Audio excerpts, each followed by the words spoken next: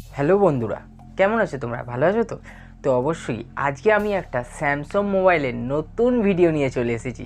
তো এই ভিডিওটা দেখলে তোমাদের খুব ভালো লাগবে, কেন স্যামসাং কোম্পানি আবার একটা নতুন স্মার্টফোন নিয়ে হাজির হয়ে গেছে। মোবাইলটার নাম হচ্ছে স্যামসাং F23 5। তোমরা হয়তো নাম শুনেছো, নাম দেখেছো, কিন্তু যদি দেখে থাকো বাই চান্স, যদি এর পুরো স্পেসিফিকেশান জানতে হয় বা এই ফোনটা কেমন কি না কেমন, তো অবশ্যই আমার ভিডিওটা প্রথম থেকে শেষ অবধি দেখতে থাকো।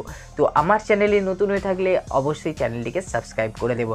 তো হ্যালো গাইস, ওয়েলকাম, আমি শুভেন্দু, তোমরা দেখছো টেকনো শুভেন্দু ইউটিউব চ্যানেল। তো চলো বন্ধুরা, শুরু করা যাক আজকের ভিডিও। বন্ধুরা, এই মোবাইলের ডিসপ্লে হচ্ছে 6.6 inch full HD plus 120 hertz refresh rate display, মানে আপনারা টাচ সলিড করতে পারবেন। বন্ধুরা, এই মোবাইলের ব্যাক ক্যামেরা আর ফ্রন্ট ক্যামেরা নিয়ে যদি আমি কথা বলি, এই মোবাইলের ফ্রন্ট ক্যামেরায় দিয়েছে 8 মেগাপিক্সেল, আর এই মোবাইলের ব্যাক ক্যামেরা দিয়েছে 15 megapixel plus 8 megapixel plus 2 megapixel, total triple camera set up. তার সঙ্গে একটা উপরে ছোট ফ্ল্যাশ তো থাকবেই, এটা কমন ব্যাপার। বন্ধুরা, এর ফোনের ব্যাটারি থাকছে 5000 mAh, 25 ওয়াট সাপোর্ট করবে এই ফোন, আর টাইপ সি চার্জার। র্যাম রোমের কথা বলি তাহলে এই মোবাইলে 4GB 128GB, 64GB নেই, 4GB 128GB, আর একটা ভেরিয়েন্ট হচ্ছে 6GB 128GB। আর হ্যাঁ, আরেকটা কথা, যদি র্যামের গতি বাড়ানোর জন্য, মানে ধরুন যেটা বলছে স্যামসাং বলেছে যে টোটাল 12GB র্যাম হয়ে যাবে, মানে ভার্চুয়াল র্যাম যারা 6GBটা নেবে তারা ভার্চুয়াল র্যামে 12GB হয়ে যাবে, 6-এর ডবল হয়ে যাবে। মানে যদি ধরুন যে প্রচুর অ্যাপস কাজ করছে আপনার ফোনে, বা এই ফোনটাতে প্রচুর অ্যাপস কাজ হচ্ছে, তো ওই অ্যাপস মানে 6GB র্যাম যদি না টানতে পারে, 6GB এক্সট্রা যেটা ভাইটাল র্যাম দিয়েছে সেটাতে কনভার্ট হয়ে যাবে, গিয়ে খুব স্মুথনেস। বন্ধুরা, এই মোবাইলের প্রসেসর হচ্ছে কোয়ালিকম স্ন্যাপড্রাগন 750G অক্টাকোর 2.2 GHz-এর 5G প্রসেসর। যদি আমি ওএসের কথা বলি আপনাদের সঙ্গে, আপনাকে স্যামসাংয়ের ওএস আর দ্বিতীয়বার করে আমাকে বলতে হবে না, কেন 1 UI এটা তো থাকবেই।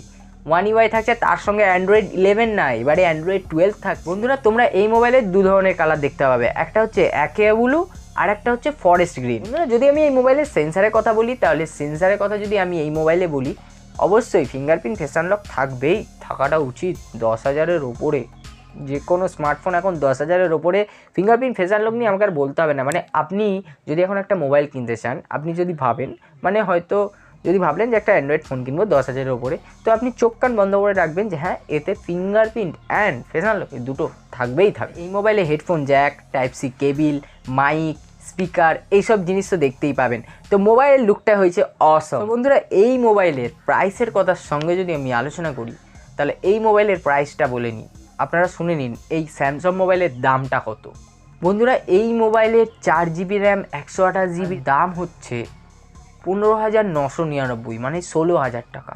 আর বন্ধুরা, যেটা 6GB 128GB সেটার দাম হচ্ছে 16,999। বন্ধুরা, স্যামসাং মোবাইলটা ঠিকই বের করেছে, আমি বলবো যে হ্যাঁ, মোবাইলটা সব কিছু ঠিকঠাকই আছে, ক্যামেরাটা একটু কম দিয়ে দিয়েছে, তার সাথে আপনারা দামটা অনেক বেশি হয়ে গেছে।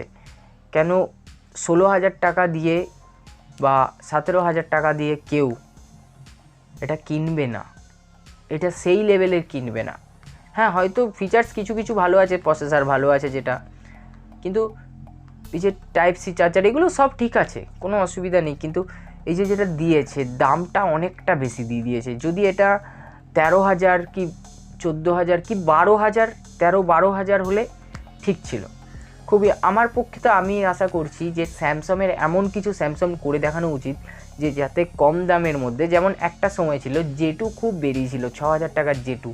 তো অনেক, আপনিও হয়তো আমার ভিডিওটা দেখলে আপনিও হয়তো জে2তে ভিডিও এখন দেখতে পারেন, বা আপনি আগে হয়তো জে2তে ইউটিউবে ভিডিও দেখতেন। তো এই ফোনটা 4GB 128GB যেটা, এটা যদি, আর 6GB 128GB, এটা যদি ম্যাক্সিমাম 13,000 টাকার দাম হতো, মার্কেট নিয়ে নিত স্যামসাং। এখনও জানি স্যামসাং মার্কেটেই আছে, স্যামসাংয়ের ফোন কিনতে গেলে অনেক দাম, তো অবশ্যই এটা অনেকেই বলে।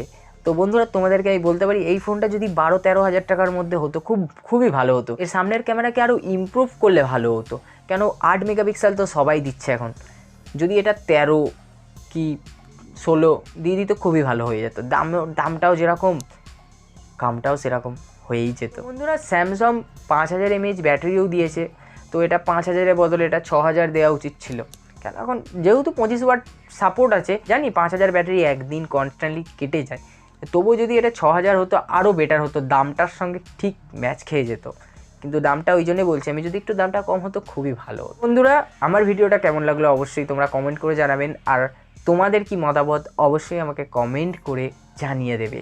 আর আমার চ্যানেলে তুমি যদি নতুন হয়ে থাকো অবশ্যই চ্যানেলটিকে সাবস্ক্রাইব করে নেবে, পাশে দেওয়া বেল আইকনটি অবশ্যই ক্লিক করে নেবে। তো বন্ধুরা, আজকে আমি এই ভিডিওটা এখানেই শেষ করলাম, আবার দেখা হবে পরের কিছু ভিডিও নিয়ে।